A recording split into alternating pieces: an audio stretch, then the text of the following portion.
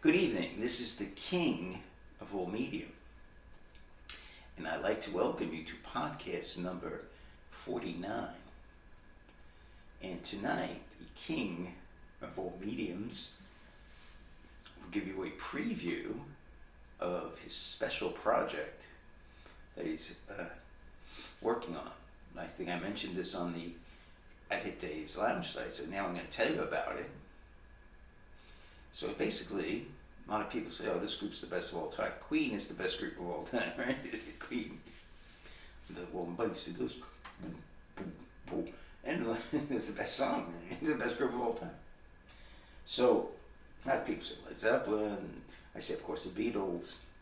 I think to me, there's no argument with that. But I want to give everyone a fair chance. So, I got this list. So I think it's fair. I said, I'm not going to determine the groups. Obviously, the arguments why this group wasn't included. So there's a list of best classic rock groups and artists of all time, right? It's a list of 200 artists and groups, right? So I take from that list now.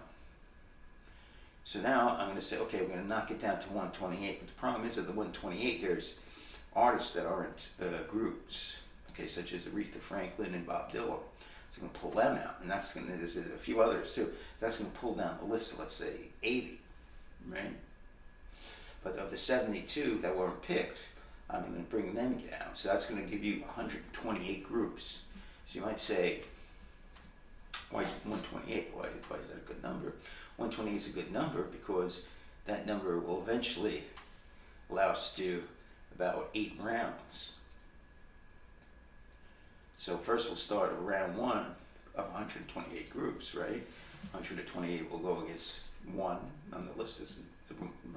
Probably it's going to be, right? Beatles, most probably, I don't know, maybe it's Queen, it's Metallica, Rush, I don't know. So then, and then the first round will end with 64 left. So each round will be 2 days. It'll be a Saturday and a Sunday, right? And eventually we'll get down to, it's nice, it'll break down to 128, go to 64, 64 go to 32, and eventually 32 will get to 16. When you hit 16 though, I'm going to add another thing. So I want to rank the final 16 in order of preference, right? So, okay, so at 16, there'll be 2 days again, Saturday and Sunday. Now, so after the weekend there'll be 8 left, right? And during the week, I want to rank the 8 losers. So I want, these days maybe I shouldn't say loser, it's not a nice term. There are no losers anymore, right? People, you can't lose. You're not allowed. Tell me, you didn't lose. You were the second winner, as George Carlin so is astutely claimed, right? So, so I'll have a method, there'll be choices, and then it'll rank numbers 9 to number 16, right? Then it'll be 8, and that round will reduce you to 4, and then groups 4 to 8 will be, during the week, they'll be ranked, right? And then there'll be final 4, of course, there'll be, then I won't have to do it in a week because we can do the constellation as we figure out who is the best group of all time. So a lot of work on my part, especially the first few rounds. The round of the first there'll be 64 little polls I'll have to do, and when I get down to 64, there'll be 32, and then 16. Then it'll get a lot easier. But we look forward to it. Now you might say, well, when is it going to happen? Probably June sometime. I think June, first weekend in June. Take a little preparation on my part, and so I think that's a good time to do that. So I'm looking really forward to doing it. And one thing I tell people, I like to get a lot of people in. So when I put it on Hip Dave Lounge, please retweet this. Retweets are always good to help the my Twitter site grow. So don't be scared to retweet. What a wabbit. Don't be scared to retweet this. When I tell people about it. And but you're getting a special preview here. Okay, keep it very short tonight. It's quite late. I gotta get up in the morning and not good. right, so yeah, by the way, I'm doing this on the 4/21, it's April 21st, I do believe, so make it very short. Okay, so 3 new finds, and the first one now, OCD, not OCD, AT, I'm the opposite of OTT, I got an attention deficit order, so I got the CD, it's a very good CD, and got a little 10% notification. So it's a very good CD, and of course I lost the original case, so luckily I had a backup case, and this is, I don't know if you can see, the all-time greatest hits of Roy Orbison. Is a girl that actually talks like that at work. All-time greatest hit of Roy Orbison. The all-time greatest hits of Roy Orbison, volumes 1 and 2. Oh, I don't know. Oh, that's how it combines each other. Okay, so let's see what's on this. Now, everyone knows who Roy Orbison is. One of the greatest solo artists of our time. A great voice, great songwriter. First one's Only the Lonely, great song, of course. Leia's very good song, Injuries, was featured on the David Lynch movie, Blue Velvet, The Candy-Colored Clown, they call the Sandman, right? Uptown, not that familiar, you know. It's over, a lot of do. Crying is number 6. Dream Baby, not written by him. Blue Angel, okay, another good song. Working for the Man. Candyman, good songs, good song. Just Running Scared, number 11. Falling. Love Hurt, you write that, it was written by Baudelaire Bryant. I think Nazareth does a good cover of that. Shaha Daroba. C. Walker, I'm not familiar with it. I'm Hurting, okay, that's good. Mean Woman Blues, you didn't write that. Pretty Paper, it was written by Willie Nelson, that's a good song. The Crowd, that's a good song. Blue Bayou is a great song. I'm gonna take you there to Blue Bayou. It was covered by Linda Ronstadt, and finally, the CD ends with Oh Pretty Woman, of course.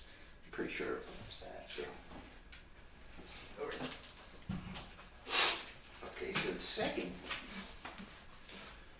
group I'm wearing is called Cream, one of my favorite groups of all time. I mean, like I was saying, what are the, like I'm not necessarily the best, okay? Like I was saying, what are my best group, favorite groups. I'm gonna say the best, because, I mean, well, the Beatles, of course, are great, like Hendrix, Cream, Grand Funk Railroad. And they, because these are groups my brothers, basically, it is great. Two of my older brothers still love those 4 groups. And so Reel to Reel, I got this. I don't have this on album. I'm getting actually their 4th album, Goodbye Cream, on Reel to Reel. So maybe I actually have a compilation, which has, I almost got every song by then. But so I have got this Fresh Cream, which is their debut album. I go over this line. Yeah, I went over this. All right, one more. It's only two. Yeah, well, this already. Okay, so one of the groups that hit their heights at Woodstock, they were also one of, I think, 9 groups that appeared at both Monterey Pop Festival and Woodstock, was Canned Heat. And this is a compilation. And put this in this part. And this is called the Canned Heat Cookbook. Okay, the Canned Heat Cookbook. And let me get this. It's a bit OCD. OCD. Attention deficit. All right, the Canned Heat Cookbook. It's the greatest hits compilation. I'll put this in here. Yeah. Pretty good copy of it. I read a whole biography of Canned Heat, and it was written by their drummer Adolfo Fido de Pereira. He's a drummer. They had many members of this group. They came and went, and the 2 core guys was Bob the Bear Hyde, big, huge guy. He looked like a Hell's Angel, you know. He very hairy. They call him the Bear. He was the lead singer. He used to play the harmonica. He was a blues aficionado. He met this guy, Alan Wilson. They both were into the blues, and they kind of got together, and they formed this group, Canned Heat. Okay, and they had various other guys. Larry the Mole Taylor is a great guy. He's a bassist with a great, lively bass player. You had a lead guitarist. Had a couple of Harvey I forget, one of the Vestine and Mandel. I forget which one was at Woodstock, but that was the classic Canned Heat lineup. And if they ever got into the Rock and Roll Hall of Fame, that would be because I don't think they would be, but they were a pretty classic group, and they hit their height at Woodstock. Bullfrog, a lot of their material was taken from original bluesmen. And Bullfrog Blues leads off the album. It's a very good song. Roland and Temple, the old Muddy Waters song. Okay, a big hit for them was Going Up the Country. In fact, it's almost it's played on the Woodstock movie. Alan Wilson does it. One disappointment, though, in some versions of this album, they have a very good song by them, which is taken from Wilbert Harrison, Let's Work Together. That's one of their better songs. It wasn't on this version for some reason. I don't know why. Time Was is okay. Boogie Music is good. Okay, then flip to side 2. On the Road Again is another hit by them. By the way, a lot of these are based on old blues songs. That was 2. Same All Over. Sick'em Pigs is a okay song. Kind of a little radical chic to them. Then they had this Fried Hockey Boogie. A lot of boogies, I don't know what a boogie is, but that was really kind of, on the song Bob Hyde introduces everybody in the band. And interesting, that became the Woodstock Boogie. Now, many times you see the Woodstock Boogie, you see it on YouTube, it's about 8 minutes. Really, it was 34 minutes. I'd love to see the whole original Woodstock Boogie. I don't know if they have it filmed. I think that you might be able to get it on audio somewhere. And I Will Wait For You Now is that kind of meh. So, pretty good compilation. A band that I always want to get something from. Canned Heat.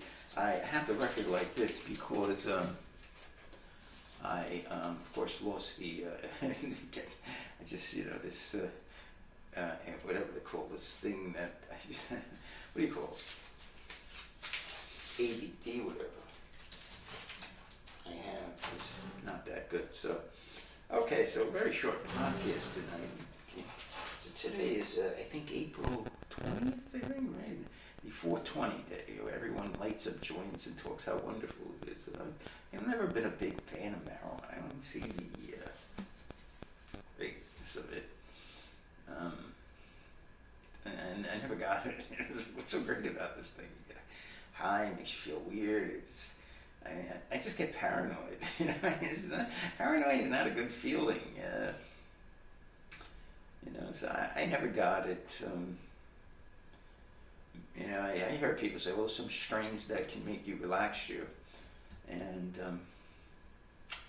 I don't get it, but anyway, so that is, it's a beautiful day today. It's always a beautiful day. When you get up, you look in the sky, and you say, wow, I'm alive for another day. So I made it to April 21st, 2021 with the record show. Talk about the week, got a little time left, so what's going on? We'll have a CD tomorrow, a CD Tuesday. We'll have singles again. We have an interesting new feature on Thursday night. We'll have DVD night. We'll have a movie. We'll actually have 3 2-minute and 20 clips of a famous movie, and probably have this every month. one feature I see people, they say they like, but I don't think they like. Not many views, deep cuts. Maybe the deep cuts aren't that good. I don't know. So maybe we'll start having this instead. Friday cassette and back to vinyls on Saturday. Now, what's I going to say? What was I going to say? Tell me. I was going to say something. But anyway, thank you for... I know what I was going to say something. Was that a water book? Oh, God. It's a water book. Okay, we're also going to have a new character this week. Hippie Dave. Hippie Dave, let me tell you about Hippie Dave. Hippie Dave is from 1971, and he has a time machine. So he doesn't know anything about 2021. Hippie Dave was a liberal back in the day, so he I could call him anytime I want, and I'm going to call him. I have a special way of communicating with Hippie Dave, and he's going to come on one of the days this week. I don't know, maybe Thursday or Friday, probably Friday. He has a job at the Quickie Mart. I don't call it Quickie back then. He works at the gas station, and so. And I've told him, one thing he can't bring back, I could tell him 2001, they're going to have the Twin Tower. He doesn't remember anything. He's like kind of dizzy, he smokes a lot of weed, so he doesn't remember anything going back. So Hippie Dave's going to probably make his first appearance this week, and he's going to talk about, some things he saw during the week. He's over my apartment, and I hang out, and he's going to talk about, I got some pictures for him to look at, and talk about some things. But when he goes back to 1960, he doesn't remember anything. So he could prevent, it'd be great. He could prevent all these terrible tragedies from happening. Think about it. Like he can prevent the Daunte Wright. He could tell people that, like April whatever it was, that this, tell them to stay home that day. That stupid cop, stay home. Or George Floyd, that that racist cop was going to step on his, whatever. I don't know. They should have shot him with something. Put a needle in him or something. But he could have prevented all these tragedies. So I mean. But he doesn't remember anything when he goes back to 1971. So I tried. I kept on telling him, remember. I tried all these memory systems, but he keeps coming back. So he didn't want to talk. So I finally convinced him this time. So he says he's going to talk, and we'll see what he has to say. Every time he comes back, though, it's like that movie, Drew Barrymore. I have to teach him things over again. So, but he says he'll do it, and he says he'll do it. But when he goes back, he doesn't remember anything. I just have to call him up, okay, so have a great day, and we'll talk to you soon. Podcast 49.